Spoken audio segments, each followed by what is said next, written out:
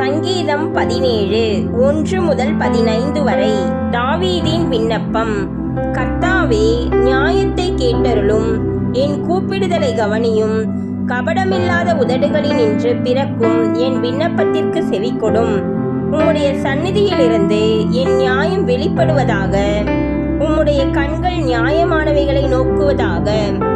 நீர் என் இருதயத்தை பரிசோதித்து ராக்காலத்தில் அதை விசாரித்து என்னை புடமிட்டு பார்த்தும் ஒன்றும் காணாதிருக்கிறீர்.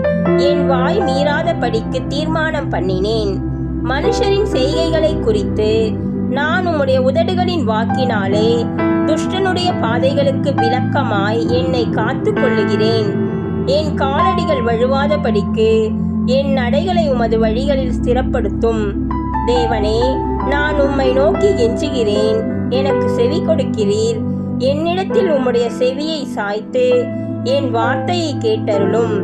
உம்மை நம்புகிறவர்களை அவர்களுக்கு விரோதமாய் எழும்புகிறவர்களினின்று உமது வலது கரத்தினால் தப்புவித்து ரட்சிக்கிறவரே, உம்முடைய அதிசயமான கிருபையை விளங்க பண்ணும்.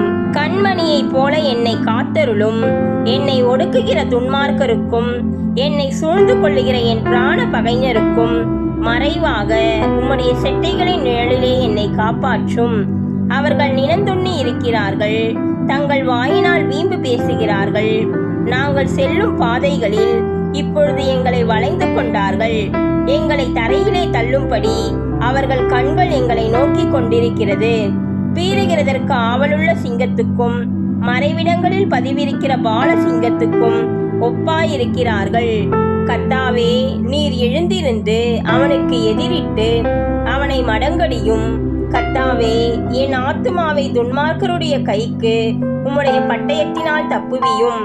மனுஷருடைய கைக்கும் இம்மையில் தங்கள் பங்கை பெற்றிருக்கிற உலக மக்களின் கைக்கும் உம்முடைய கரத்தினால் என்னை தப்புவியும். அவர்கள் வயிற்றை உமது திரவியத்தினால் நிரப்புகிறீர்.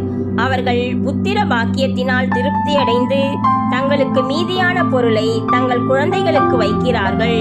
நானோ நீதியில் உம்முடைய முகத்தை தரிசிப்பேன். நான் விழிக்கும் போது உமது சாயலால் திருப்தியாவேன்.